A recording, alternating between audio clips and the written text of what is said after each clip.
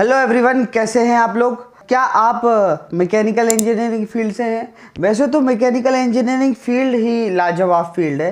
अगर मैं आपसे पूछता हूं कि मैकेनिकल इंजीनियरिंग में किस फील्ड में आप अपना करियर बनाना चाहते हैं, तो कुछ लोगों का आंसर होगा सर थर्मल में, कुछ लोगों का आंसर होगा सर प्रोडक्शन में, कुछ लोगों का आंसर होगा सर पावर प्लांट में, कुछ लोगों का आंसर होगा सर एरोडायनेमिक एनालिसिस में, कुछ लोगों का आंसर होगा फैब्रिकेशन में जाना चाहते हैं, कुछ लोगों का आंसर होगा डिज़ाइन में जाना चाहते हैं, कुछ लोगों का एरोस्पेस में होगा, कुछ लोगों का ऑटोमोबाइल में होगा। तो बहुत अलग अलग फील्ड्स हैं मैकेनिकल इंजीनियरिंग की फील्ड्स में। पर उसमें अगर मैं बात करूं कि सबसे अच्छी फील्ड है, वैसे तो सारी फील्ड्स ही अच्छी है, पर जो डिज़ाइन की फील्ड है वो एक बहुत अच्छा, बहुत सुनहरा फील्ड करियर है, जो आपको हमेशा करियर में इस तरह से ग्रोथ पाथ देता है। आप हमेशा, आपका ग्रोथ चलेगा, हम आपको हमेशा इसमें ग्रोथ मिलेगी। तो क्या आप लोग डिज़ाइन में करियर बनाना चाहते हैं? अगर आपका आंसर हाँ है तो ये वीडियो आज आपके लिए होने वाला है। तो डिटेल में डिस्कस करने वाले हैं। तो देखिए, अगर आप अपना करियर डिज़ाइन में बनाना चाहते हैं तो सबसे पहली स्टेप क्या होगी? नंबर 1, सबसे पहली स्टेप, तो सबसे पहली स्टेप होगी कि आपको जो GD&T हम जिसको बोलते हैं, ज्योमेट्रिक डायमेंशनिंग एंड टॉलरेंस, इसका नॉलेज होना बेशक ज़रूरी है। ये आपको नॉलेज होना चाहिए GD&T का, ज्योमेट्रिक डायमेंशनिंग एंड टॉलरेंस। दूसरी सबसे स्टेप क्या होनी चाहिए? दूसरी स्टेप आपको ये होनी चाहिए कि आपको ऑटोकैड का नॉलेज होना बहुत ज़्यादा ज़रूरी है। आपको ऑटोकैड आपकी पहली स्टेप है, आप ये समझ लीजिए कि अगर आप डिज़ाइन में अपना करियर बनाना चाहते हैं तो। अब बात करते हैं कि ऑटोकैड में क्या क्या सीखना चाहिए। तो ऑटोकैड में आपको सीखना चाहिए क्या? ऑटोकैड में सीखना चाहिए आपको 2D का जो बेसिक पार्ट है वो, कि आपकी 2D बहुत स्ट्रांग रहे, क्योंकि ऑटोकैड में हम करते हैं ड्राफ्टिंग। जो मैकेनिकल स्टूडेंट होते हैं, जो मैकेनिकल कैंडिडेट होते हैं, वो ड्राफ्टिंग का काम करते हैं ऑटोकैड में। जब आपका ऑटोकैड हो जाता है, ऑटोकैड में 2D के साथ 3D का काम भी मिलता है, तो आपको 3D का बेसिक पार्ट भी आपको ऑटोकैड में आना चाहिए।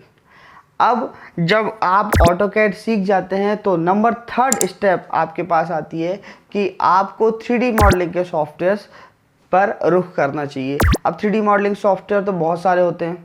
3D मॉडलिंग में यूनिग्राफिक्स होता है, 3D मॉडलिंग में सॉलिडवर्क्स होता है, 3D मॉडलिंग में सॉलिड एज होता है, क्रियो होता है, इन्वेंटर होता है, केटिया होता है। तो इसमें से कौन सा 3D मॉडलिंग का सॉफ्टवेयर करना चाहिए? तो इसमें से आपको कोई भी 1 या 2 3D मॉडलिंग के सॉफ्टवेयर कर लेने चाहिए, पर बहुत अच्छे से आपको इसमें करने चाहिए, क्योंकि ये मॉडलिंग जो है वो आपको मेन आपका काम दिलवाएगा। उसमें डिज़ाइन की फील्ड में मॉडलिंग आना बहुत ज़्यादा ज़रूरी है, जिसको हम बोलते हैं 3D मॉडलिंग, जिसमें आपको 3D में पार्ट्स बनाने को मिल जाते हैं। नेक्स्ट स्टेप नंबर 4, चौथी स्टेप जो है वो ये होती है कि आपने जब मॉडल बन के तैयार हो गया है तो उस मॉडल की फिजिबिलिटी चेक करना है। तो उसके लिए आपको एनसिस सॉफ्टवेयर का आना ज़रूरी है। एनसिस एक ऐसा सॉफ्टवेयर है जो आपको एनालिसिस की फील्ड में आपको आगे लेकर जाएगा। अगर आप लोगों ने एनसिस को समझते हैं या एनसिस के बारे में और भी जानना चाहते हैं, तो आप हमारे जो प्रीवियस वीडियोस हैं उसमें आप देख सकते हैं, हमने एनसिस पर भी एक शॉर्ट वीडियो बनाया हुआ है, वहाँ से आप इसको रेफ़र कर सकते हैं। ऑटोकैड में आपका 2D मॉडलिंग का पार्ट कंप्लीट हो गया, केटिया या सॉलिडवर्क्स में आपका 3D मॉडलिंग का पार्ट कंप्लीट हो गया, और एनसिस में एनालिसिस का पार्ट कंप्लीट हो गया। तो ये जो सॉफ्टवेयर्स हैं वो आपके डिज़ाइन के करियर को बहुत आगे ग्रोथ देंगे, क्योंकि ये सॉफ्टवेयर्स आपके लिए बहुत यूज़फुल होंगे। क्योंकि ये जो सॉफ्टवेयर होते हैं, ये सॉफ्टवेयर आपको सिर्फ मॉडल बनाना, ड्राफ्टिंग कराना या एनालिसिस करना नहीं सिखाते, ये आपको सिखाते हैं विजुलाइज करना, आपकी सोच को डेवलप करना। क्योंकि मॉडल अगर बन रहा है तो वो किस तरह से बनेगा, अब उसमें एनालिसिस किस तरह का होना चाहिए, कौन सा एनालिसिस होना चाहिए, उसमें उसकी थर्मल कैपेसिटी कितनी होनी चाहिए, उसकी लोड बियरिंग कैपेसिटी क्या होनी चाहिए किसी प्रोडक्ट की, ये सारी डिटेल आपको एनसिस सॉफ्टवेयर या बाकी के सॉफ्टवेयर्स आपको दे देते हैं। क्योंकि जब आप एनालिसिस कर रहे हैं इसका मतलब कि उसकी मॉडलिंग बेस्ट होनी चाहिए।